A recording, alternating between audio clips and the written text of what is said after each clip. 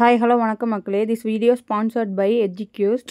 இவங்க online courses எல்லாம் நிறைய அவைலபிளாக இருக்குங்க. டிஸ்கிரிப்ஷனில் லிங்க் கொடுத்துருக்கு, சர்ச் பண்ணி பாருங்கள். நீங்கள் யாராவது ஆன்லைன் கிளாஸ் ஜாயின் பண்ணணும்னு இருக்கவங்க சர்ச் பண்ணி பாருங்கள்.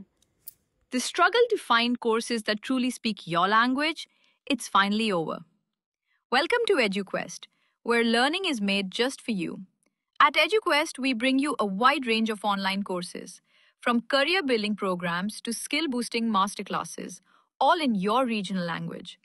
Because we believe language should never be a barrier to success. Our courses are tailor-made after understanding what today's learners really need. So why wait? Start learning the smarter, simpler way only with EduQuest. Visit eduquest.courses and explore your next course today. And hey, don't miss out on our exciting offers and promotions. Chicken rice எப்படி செய்கிறதுன்னு சொல்லி பார்க்கலாங்க. Chicken fried rice ஓகேங்களா. இது எப்படி செய்கிறதுன்னு பார்க்கலாம். சிக்கனை நல்லா பீஸாக கட் பண்ணி எடுத்துக்கலாம். ரொம்ப பெருசாகவும் இல்லாமல் ஒரு மினிமல் சைஸாக எடுத்துக்கலாங்க. அது கூட கொஞ்சமாக இஞ்சி பூண்டு பேஸ்ட் ஆட் பண்ணிக்கலாம்.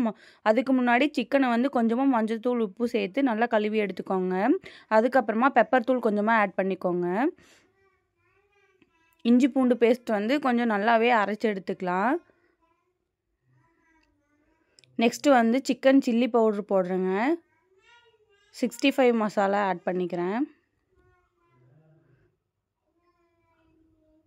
அதாவது நீங்கள் எவ்வளோ சிக்கன் எடுக்கிறீங்களோ அதுக்கு தகுந்த அளவுக்கு அந்த பேக்கெட்லேயே போட்டிருப்பாங்க. அந்த அளவுக்கு நீங்கள் ஆட் பண்ணாலே போதுமானதாக இருக்கும். காரம் தேவையான அளவுக்கு சில்லி பவுட்ரு ஆட் பண்ணிக்கலாம். நெக்ஸ்ட்டு கார்ன்ஃப்ளவர் மாவு போடுறேன். கார்ன்ஃப்ளவர் மாவு எதுக்காகனா எல்லா மசாலாவும் சிக்கனில் இறங்குறதுக்காக, ப்ளஸ் மசாலா எல்லா இடத்துலையுமே நல்லா பிடிக்குங்க. அதுக்காக தான் இந்த கார்ன்ஃப்ளவர் மாவு. தண்ணி சிக்கன்லேருந்து சுத்தமாக ட்ரை பண்ணி எடுத்துகிட்டு தான் நீங்கள் இந்த மசாலா எல்லாமே ஆட் பண்ண ஆரம்பிக்கணும். இதை நல்லா கலக்கிக்கலாம்.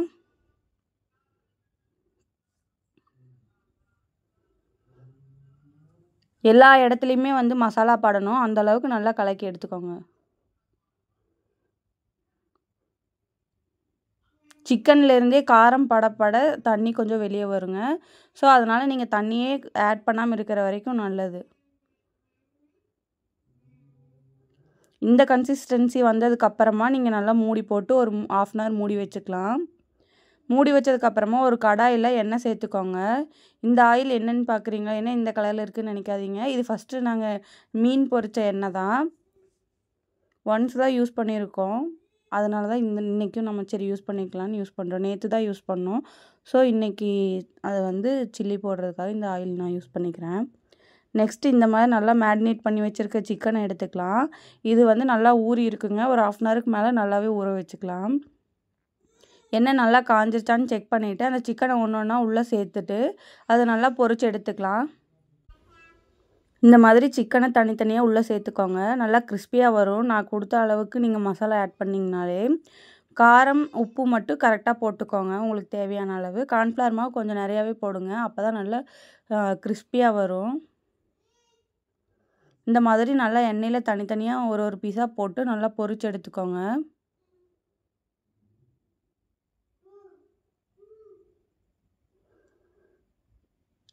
கடையில் 2 தடவை வேக வைக்கிறதுனால ஒரு மொறுமொறுப்பு தன்மை இருக்குங்க. நம்ம வீட்டில் ஒரு தடவை தானே நம்ம அதை பொரிச்சு எடுக்கிறோம். ஸோ அதனால் கொஞ்சம் நல்லாவே பொரிச்சு எடுத்துக்கலாம். ரொம்ப கருகவும் விட்டுறாதீங்க, வேகாமையும் எடுத்துடாதீங்க. குழந்தைங்களுக்கு கொடுக்குற மாதிரி இருந்ததுன்னா கொஞ்சம் ஓரளவுக்கு நல்லாவே பீஸாக போட்டுக்கோங்க. ஏன்னா உள்ளே இருக்கிறது வேகாது ஒரு சில டைம்லலாம். வீட்டில் போடுற சில்லி அந்த மாதிரி தான் இருக்குங்க. இந்த மாதிரி நல்லா வேக வச்சு எல்லா சிக்கனையுமே எடுத்துக்கலாங்க. அதுக்கப்புறம் ஒரு கடாயை வச்சுட்டு நீங்கள் பொரிச்ச எண்ணெயே ஆட் பண்ணுறதா இருந்தாலும் ஆட் பண்ணிக்கலாம். அந்த எண்ணெய் வேணான்னா நீங்கள் வேறு ஆயில் கூட யூஸ் பண்ணிக்கலாம். எண்ணெய் பொரிச்ச எண்ணெய் ஊற்றும்போது டேஸ்ட் இன்னும் நல்லாயிருக்கும். கடையில் அதனால தான் நீங்கள் எப்படி போட்டாலும் அந்த சிக்கன் ரைஸ் டேஸ்ட் நல்லா இருக்குங்க. நூடுல்ஸாக இருந்தாலும் அதனால தான் அவங்க என்ன பண்ணுவாங்கன்னா, ஒன்ஸ் எண்ணெய் யூஸ் பண்ணிவிட்டு அதை மறுபடியும் வேஸ்ட் பண்ண மாட்டாங்க. அதவே தான் யூஸ் பண்ணுறதுனால தான் அது அவ்வளோ டேஸ்ட்டாக இருக்க மாதிரி இருக்குங்க. ஏன்னா சிக்கனோட டேஸ்ட் எல்லாமே மசாலாலேருந்து எல்லாமே எண்ணெயில் இறங்கிரும். அதனால தான் அந்த எண்ணெய் அவ்வளோ டேஸ்ட்டாக இருக்குது. அதுக்காக தான் அந்த எண்ணெயை மறுபடியும் யூஸ் பண்ணுறது. கொஞ்சமாக சோம்பு சேர்த்துக்கோங்க. எண்ணெய் நல்லா சூடானதுக்கப்புறமா பெரிய வெங்காயத்தை பீஸாக கட் பண்ணி வச்சுருக்கிறேன், அதையும் ஆட் பண்ணிக்கலாம். கொஞ்சமாக கொத்தமல்லி இலை, கருவேப்பிலை இலை எல்லாமே சேர்த்திக்கலாம். இது நல்லா ஃப்ரை ஆன உடனே குடமிளகா பீஸாக கட் பண்ணி வச்சுருக்கேன், அதையும் நீங்கள் ஆட் பண்ணி நல்லா ஃப்ரை பண்ணிக்கலாம். ரொம்ப கருகவும் விடக்கூடாது, ரொம்ப வேகாமையும் இருக்கக்கூடாது. வெங்காயம் வந்து நல்லா பொன்னிறமாக வதங்கி வரணுங்க. அது வரைக்கும் நம்ம ஃப்ரை பண்ணி எடுத்துக்கலாம்.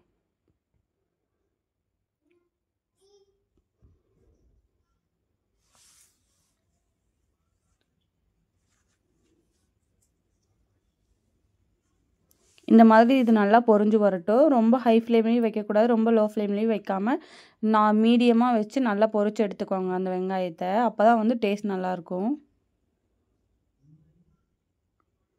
கொஞ்சமாக சால்ட்டு போட்டுருங்க, அப்போ தான் சீக்கிரமாக வெங்காயம் வதங்கும். அதுக்கப்புறமா தக்காளி வந்து கொஞ்சமாக கட் பண்ணி எடுத்து அதை வந்து மிக்ஸி ஜாரில் ஆட் பண்ணி இஞ்சி பூண்டு பேஸ்ட்டோட கொஞ்சமாக கிரைண்ட் பண்ணி எடுத்துக்கிறேன் நான். நீங்கள் ஃபஸ்ட்டு அந்த சிக்கன் பொரிக்கிறதுக்கு யூஸ் பண்ணியிருப்பீங்க இல்லையா இஞ்சி பூண்டு பேஸ்ட்டு, அதுலேயே கொஞ்சம் வச்சுட்டு ஒரு தக்காளி போட்டோன்னா அரையாது. ஸோ அதனால் கொஞ்சம் இஞ்சி பூண்டு பேஸ்ட்டோட ஆட் பண்ணி அரைச்சி அதுக்குள்ளே ஆட் பண்ணிக்கலாம்.